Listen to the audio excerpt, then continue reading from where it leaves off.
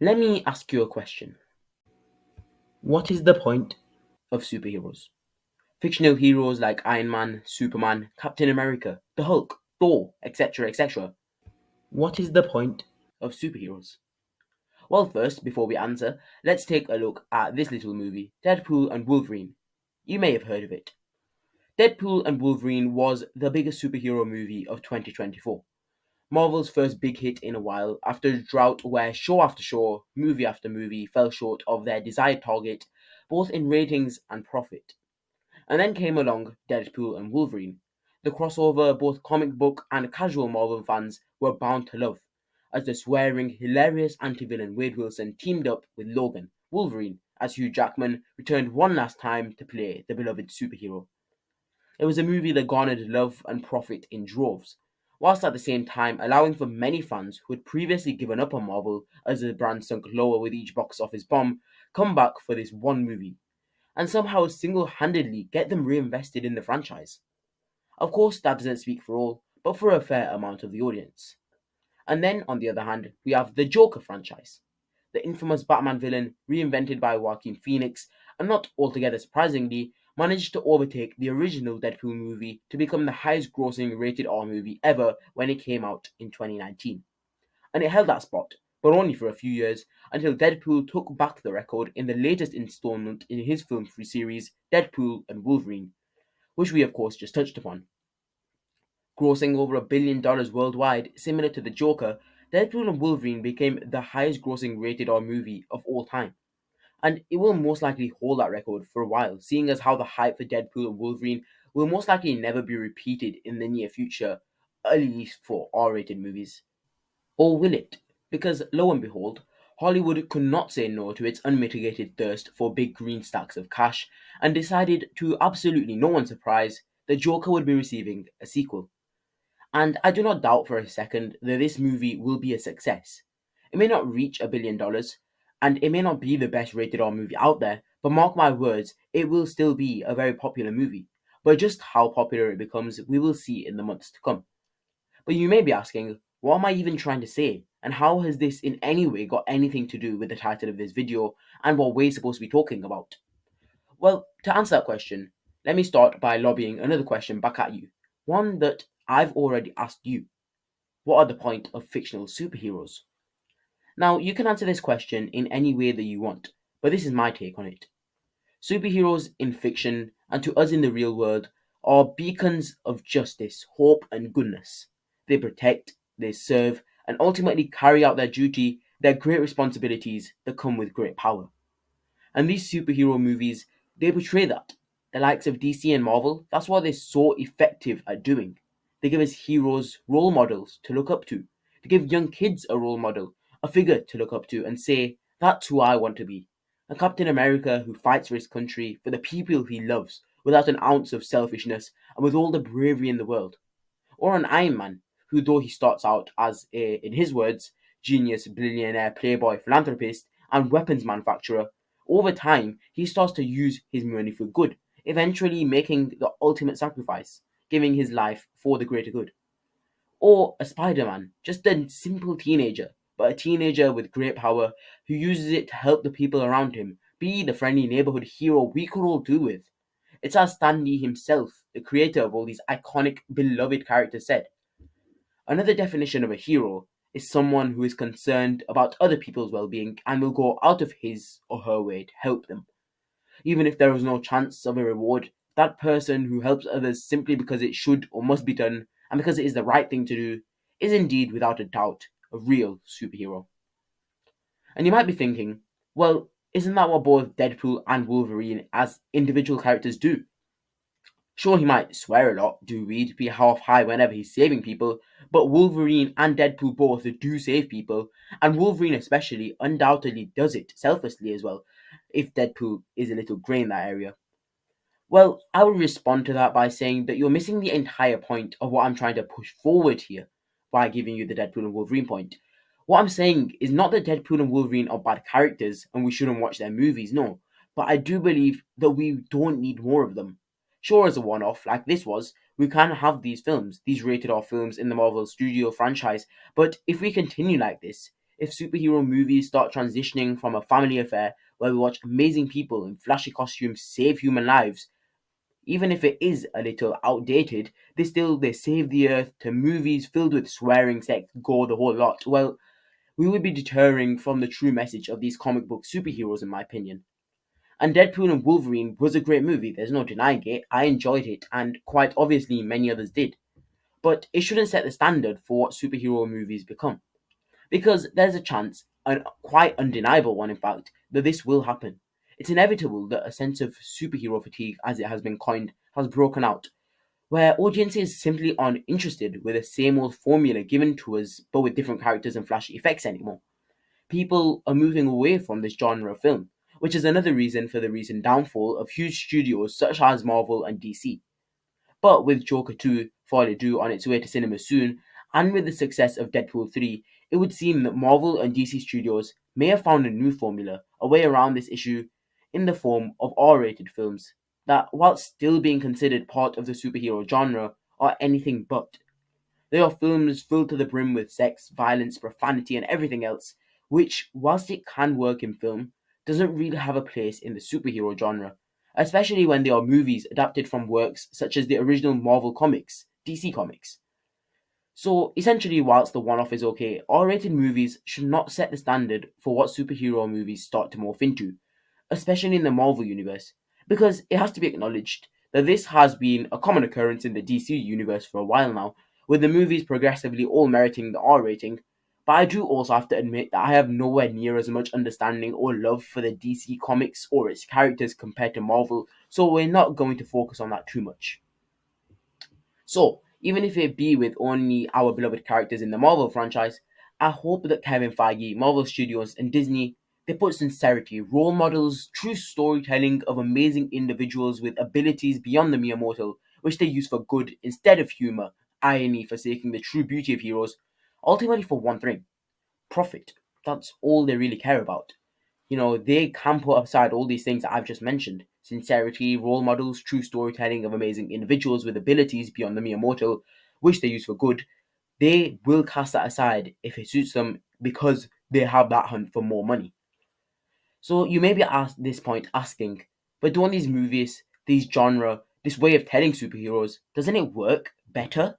The Boys, Deadpool and Wolverine, the new Batman film, Joker, Suicide Squad, whatever you want. Isn't it not just a new formula, but a winning formula? This is once again a fair argument, a good point. The Boys in particular, portraying superheroes as they would be today, gargantuan figures in the country of justice, righteousness, greatness, but in reality, just a smiley face in front of the real operation. Once again, money. Corporate giants seeking to exploit these individuals, these deeply flawed individuals with questionable morals.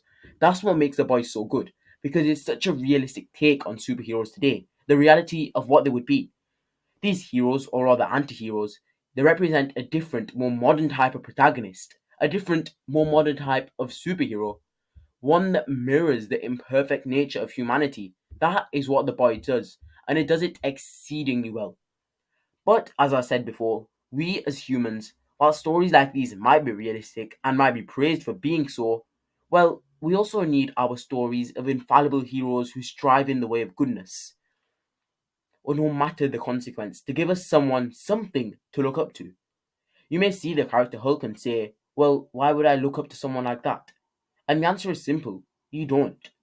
You don't look up to the green, bulging brute and say, that's who I want to be. No. Rather, what these characters allow us to do, they allow us to see that it's not what's on the outside that counts, nor what's in your past. That take Black Widow, for example. No, it's about you right now. What you choose to be, what you choose to be, who you choose to be. The man or woman who, with their great power, does good, helps those not able to help themselves. That's who the character of Hulk, what he really represents. Sure, he might be this green bulging brute, but on the inside, he's just as soft-hearted as the other Avengers. And as the Infinity War trailer says itself, there was an idea to bring together a group of remarkable people. So when they needed us, we could fight the battles that they never could. that's who you want your children to look up to, is it not? Even if you don't have children, that's who you as a child would want to look up to, no? That's who you looked up to as a child. And there is no doubting that Wade Wilson, Homelander, Batman, Joker, they're all great characters, morally grey, erring on the side of good and bad, so you question it yourself. That's what these movies, series, these characters offer to us. That's what they do great. The time of cringe, boring characters with one motive has come to an end, you could argue. But I would argue back that we still need men of pure, beautiful masculinity, strength, and goodness, women of brilliant femininity, a role model for young girls around the world, with naught but their good intentions and willpower to go off of, even in the most dire of circumstances. That's the true beauty of these superheroes and these films. Because sometimes we don't want to see a film chock full of weed, swearing, sex, violence, the usual. What we see every few minutes in Deadpool 1 to 3, the majority of DC movies, do you really want to see that? Sometimes instead, we just need a means of escape, because that's what superheroes have always been. Sure, for Stan Lee, it may not have been his only intention for writing these characters and comics, but over the years, they have become a form of escapism from the corruptness, harshness of our world to theirs, where anything can happen, where you can be anyone, even if it is just a bystander, as the God of Thunder Thor runs past you to fight his arch nemesis. More recently in Marvel movies, though, we have seen a lot more politics and the such being big parts of the film, but that is necessary and has been necessary to give the films a way to move with the present. That's unfortunately just how it worked. But one thing I love about the way Marvel Studios handled it, especially in Captain America Civil War, was that they used these politics and used it wholly to their advantage. For example, Captain America, courageous volunteer soldier in the Second World War, then becoming a big part of the propaganda push for the war as Captain America, he sacrificed himself for hundreds of thousands of others, and we all know how it goes. He woke up nearly 70 years later in the 21st century to a world where politics were more important than ever, where technology had improved leaps and bounds. And in Civil War, it's made clear that his only concern, his only goal is saving as many lives as possible. He doesn't care anymore what the country, his colleagues thought of him, because he would do anything, anything to save human lives. And his friend Bucky, he wouldn't sign the Sokovia Accords because he didn't want to be held back by the corrupt leaders in charge, but be free to protect the world with the powers, unique abilities he had. That is who Captain America was, through and through, and how Marvel handled it was excellent. So my point is, yeah, these movies as time goes on must adapt to the times, but must continue to contain the true spirit of what makes these stories so enchanting, through soups like the Captain America himself. Let's move on though from this point of my argument to another, and similar to how we started this video, let me start by asking you a question. Where are all the role models gone? It's something I mentioned earlier in this video, and now let me answer that question to the best of my ability. The quick answer is they're gone. Quite simply, the role models, the good natured, righteous, selfless heroes who stood up to evil, they don't really exist anymore. They are lost their time. Your Luke Skywalker, your Aragorn, your Captain America, your George Bailey, all the characters, all perfect examples of authentic, selfless, powerful masculinity that, as time goes on, become a thing of the past in film. These pure good characters, unrealistic though they may be, are true role models for kids, especially young boys out there everywhere to look up to. Look at George Bailey, for example, from It's a Wonderful Life. He's a simple building and loan banker, but it's his inner personality, his true traits and characteristics that make him such a prominent and rememberable fictional character, even now. He sacrifices his dreams in order to help his community of Bedford Falls to the point where he feels life has passed him by. That is truly heroic. But that film came out in 1946, and so truly one of the best, more modern examples is Captain America, who we've already discussed in detail, so I won't bore you with that.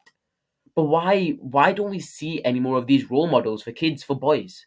And the boys part in particular is important. Because as we as a society move forward, as the film industry also moves forward, female characters have suddenly become a huge focal point of many franchises, studios, and films. Star Wars is rampant with it. Lord of the Rings now has it in the form of Galadriel in Rings of Power and Hera in the War of the Rohirrim. Marvel as well. It is a very, very big part of Hollywood's agenda whilst moving forward. A failing agenda, I might add. Because us as an audience are being preached to with these strong female individuals, which is great and all, but oftentimes that audience they are trying to reach doesn't exist. But they will not stop, and our male characters, well, they've been left behind, often made out to be useless tools for the females to play off of or ridicule, and often actually the villain or issue the female has to overcome. It truly feels there are no more genuine characters being created for young boys to look up to. So, how does this all tie back into Deadpool and Wolverine? Well, that's one area of the Hollywood film industry that you would count on to produce strong male characters and females to be role models, yes, but also being the main part of very good movies. I would say the superhero sect, that is the sect that you can count on. But if, even in this area of the industry, the studios worth billions decide that superheroes, they don't need to be genuine superheroes, but rather just the tools they need for profit, even if that is in the form of making more R-rated films as a strategy for guaranteed success, well, we'll lose these great men and women, these great heroes, to the past, and unfiltered goodness will be more a myth than a reality. These edgy, cool anti-villains with conflicting motives, or a swearing, smoking, sexy, sassy attitude, they cannot become the norm for what superheroes may come to be known as. And I know, I really, really do know before you come after me, the Deadpool and Wolverine was just a one-off, a fun goodbye to the past of the X-Men and Logan, a swan song, if you will. But as we see it seep through more with the MCU's first F bomb in a 12 plus rated movie, or with other franchises and characters like the Joker and Batman, it does become more of a concern to me. So, to cap off this video and summarize what I've essentially been trying to say, superheroes are many things. They're beacons of hope, goodness, and many more positive attributes, and they can also be a big part of our lives as we aim to be like them, to be unequivocally good like them, doing good because it's the right thing to do, but not only that, they have the ability to be role models for younger generations. But with R-rated superheroes seemingly working a lot better than the traditional superhero movies nowadays, with, as I've constantly said, swearing, smoking, sex, violence, and everything in between, well, we are threatened with losing what made all those years of the MCU, of Marvel Comics, special. Good people, doing good things, and saving the world simply because it's the right thing to do. And I'll end this video now with the quote that just sums it up perfectly from Stan Lee himself. That person who helps others simply because it should or must be done, and because it is the right thing to do, is indeed, without a doubt, a real superhero.